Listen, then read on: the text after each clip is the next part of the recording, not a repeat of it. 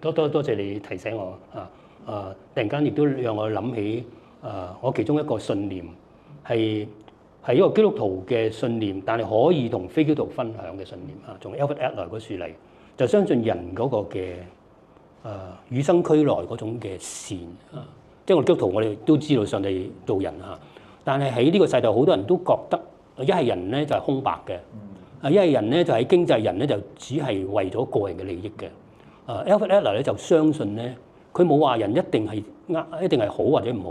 佢有一樣嘢我覺得好有意思嘅，就係喺 PD 裏面有講到，人有一種自我超越自己嘅傾向，同埋有咁嘅能力嘅由 inferior 一路超越自己努力，去到自己成為 superior。superior 唔係一定好驕傲咁嘅意思，人可以不斷佢唔甘心，佢不斷往上爬呢種與生俱來嘅能力。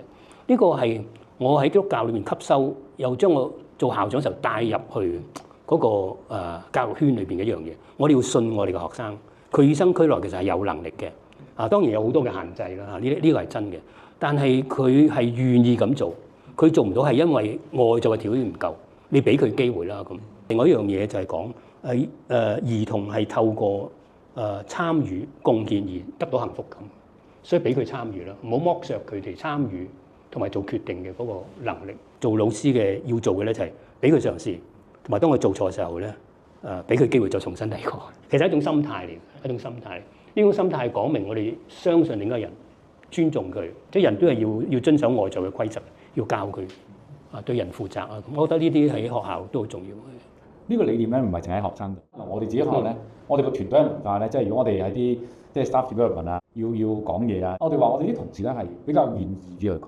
校長都話即係其實可能喺我哋嗰度咧，即係呢個都植根咗就係講錯咗，咁咪錯咗，咁咪再講咯。所以其實呢個方向同理念，我諗唔單止係即係對學生，更加植根咗喺呢一度個文化入邊，令到我哋即係對同工都一樣係咁，或者我哋期望同工對學生都一樣係咁。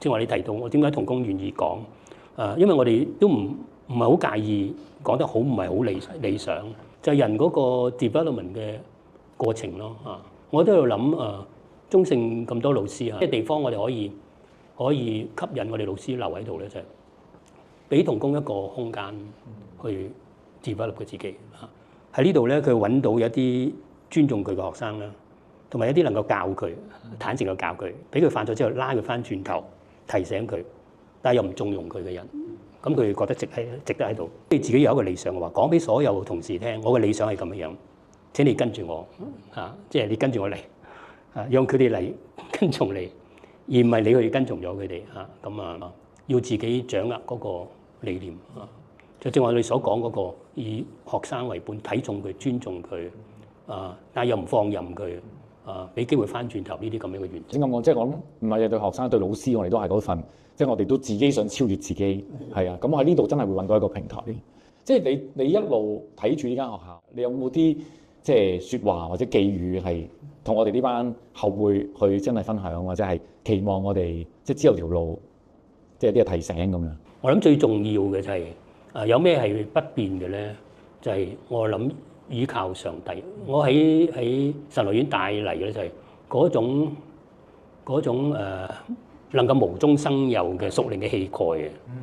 即係好多人覺得唔可能嘅。當然你唔好做啲奇怪嘢啦，做啲有用嘅嘢，唔好怕太過艱難而敢去嘗試。我諗呢樣仍然係重要嘅，仍然係重要。要講俾自己聽，唔好用好多外邊嘅人嘅標準嚟到量度自己。神交俾我哋嘅就係呢啲即係我諗係呢啲我哋就做到最好就夠。要上嚟問我哋自己甘唔甘心服侍呢啲學生如果甘心就留喺度。個心入邊點都係有啲糾結點解冇嘅？係咯，點解冇咧？我冇理由冇。點跨過咧？喺困難當中點樣跨越咧？依靠上帝，同埋你必須有一個好嘅 support system。咁咧就你身邊重要嘅人，咁同你一齊同行。喺困難裏邊咧，能夠接納你係有恐懼，你係害怕想退後，但係又當你反省嘅時候，又願意推你一把嘅人，呢啲好重要。咁同埋自己都有一個嘅更新習慣，即係話當我好 down 嘅時候咧，唔係死咗落去，而係喺度抽身出嚟揾呢啲自己覺得可以 refresh 自己更新嘅透透氣。係啊，透透氣。點做咧？我哋接納呢個 accept what it is，但係我哋又唔甘心好似即係俾佢擊倒嚇，但係要揾一啲空間俾自己有 breathing space，即係有啲空檔。